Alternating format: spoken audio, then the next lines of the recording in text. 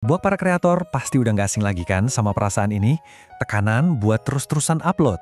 Rasanya tuh kayak lari maraton tapi nggak ada garis finishnya. Tapi, gimana kalau gue bilang aturan mainnya bakal berubah total? Nanti di tahun 2026, YouTube itu udah nggak lagi terobsesi sama seberapa sering kamu upload, tapi sesuatu yang jauh lebih penting. Oke, kita bongkar bareng-bareng ya. Nah, ini rasanya kok kayak curhatannya jutaan kreator di seluruh dunia ya. Keraguan diri, capek, sama pertanyaan yang muter-muter terus di kepala. Salahnya di mana sih? Kita semua pasti pernah di posisi itu.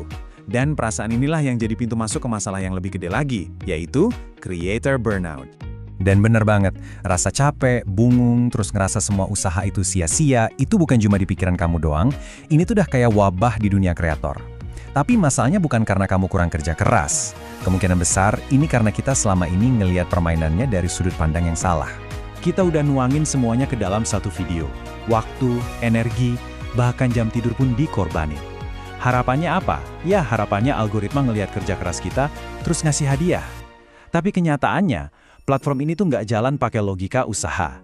Dan inilah yang sering banget bikin kita frustrasi dan jadi ngeraguin diri sendiri. Nah, ini dia nih, biang kerok kesalahpahamannya. Kita sebagai kreator mikirnya dari sisi input, berapa banyak usaha dan waktu yang kita kasih. Sementara YouTube, dia cuma peduli satu hal, output, gimana reaksi penonton.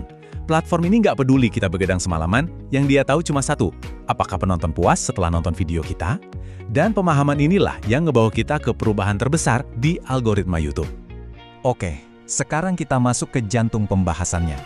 Ada pergeseran yang benar-benar fundamental dalam cara YouTube menilai konten. Ini bukan lagi soal siapa yang paling sering upload atau siapa yang thumbnailnya paling bikin heboh. Kenalin nih, raja baru di kerajaan algoritma, kepuasan penonton atau viewer satisfaction. Gampangnya gini, YouTube mau mastiin waktu yang dihabisin penonton di platformnya itu benar-benar berharga. Mereka lagi perang ngelawan apa yang disebut klik yang disesali. Tahu kan? Video yang judulnya wow tapi isinya ya gitu deh. Dan ini bukan cuma omong kosong loh. Coba lihat datanya. Bobot buat kepuasan penonton itu naiknya gila-gilaan. Lebih dari 2 kali lipat, dari 15% jadi 35%. Ini ngejadiin dia metrik paling penting. Sementara itu, CTR sama durasi tonton yang dulu kita puja-puja, bobotnya justru diturunin jauh. Ini tuh revolusi, bukan cuma sekedar perubahan kecil. Kalau kita lihat dalam bentuk gambar, ya beginilah peta kekuatan yang baru di tahun 2026. Semua strategi kita harus fokus ke potongan kue yang paling gede itu. Fokus utama kita sebagai kreator harus geser dari gimana caranya biar diklik, jadi gimana caranya biar penonton puas. Jadi, intinya tuh gini, algoritma sekarang makin pintar buat bedain mana perhatian yang didapat dari clickbait, mana perhatian tulus yang didapat dari konten berkualitas. Video yang nipu penonton mungkin awalnya dapat banyak klik, tapi siap-siap aja bakal langsung ditekan sama sistem karena ninggalin jejak ketidakpuasan. Terus, hubungannya apa dong sama jadwal upload yang konsisten? Nah, disinilah kita perlu meriset cara pikir kita. Konsistensi itu bukan lagi soal ngasih makan mesin algoritma yang kelaparan. Tujuannya jauh lebih manusiawi dari itu. Ini dia ketakutan terbesar para kreator.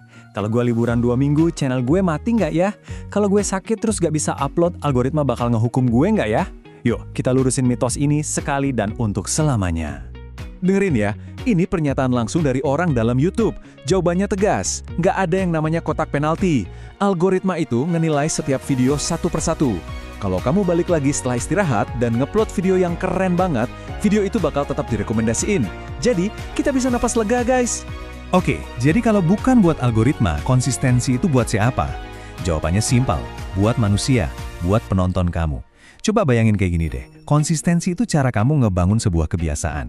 Kamu lagi nyiptain rutinitas yang bikin penonton tahu kapan harus balik lagi ke channel kamu. Ini soal ngebangun ekspektasi dan kepercayaan. Pada akhirnya, loyalitas penonton itu dibangun di atas keandalan kamu, bukan seberapa sering kamu upload. Oke, sekarang kita udah paham kalau konsistensi itu buat ngebangun kepercayaan. Pertanyaan selanjutnya, gimana caranya ngelakuin itu tanpa ngorbanin kualitas video dan, yang paling penting, kesehatan mental kita. Kutipan ini benar-benar ngerangkum filosofi barunya dengan pas. Kamu nggak bisa ngorbanin kualitas cuma demi ngejar jumlah. Kenapa? Soalnya video yang dibikin buru-buru bakal ngasilin kepuasan penonton yang rendah. Dan seperti yang kita lihat tadi, metrik itulah yang sekarang jadi segalanya. Konsistensi itu cuma bakal efektif kalau yang kamu sebarin adalah konten yang emang benar-benar berkualitas. Jadi, jadwal yang realistis itu kayak gimana sih? Nah, ini ada beberapa contoh ya, buat gambaran aja. Konten yang butuh riset dalam, kayak edukasi, mungkin cukup sekali seminggu. Sementara vlog yang lebih santai, bisa lebih sering. Kuncinya bukan di angkanya, tapi di prinsipnya. Cari ritme yang paling masuk akal buat kamu dan buat penonton kamu. Terus, gimana cara nemuin ritme kamu? Coba mulai dengan 3 langkah simpel ini. Pertama, coba deh jujur sama diri sendiri soal waktu dan energi yang kamu punya. Kedua, manfaatin data analytics buat ngelihat kapan penonton kamu nungguin. Dan ketiga, jangan takut buat coba-coba. Ini tuh proses yang jalan terus, bukan keputusan sekali seumur hidup. Oke, mari kita satuin semua potongan puzzle ini dan kita lihat gambaran besarnya. Cara kita mandang perjalanan di YouTube itu harus berubah.